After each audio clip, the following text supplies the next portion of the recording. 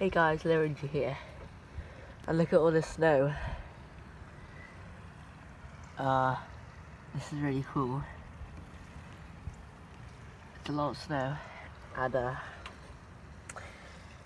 so I'm gonna show you something, guys. Shut the door, window. Okay.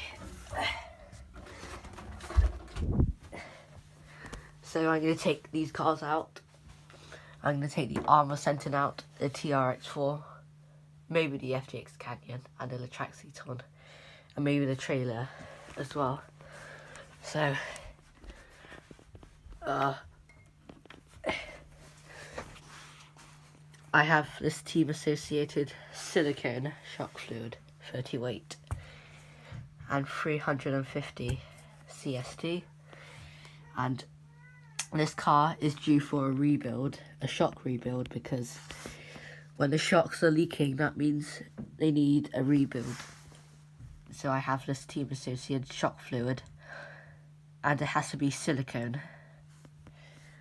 Alright. So, I'm gonna upload these videos of the snow, and these cars outside in the snow. Alright, bye.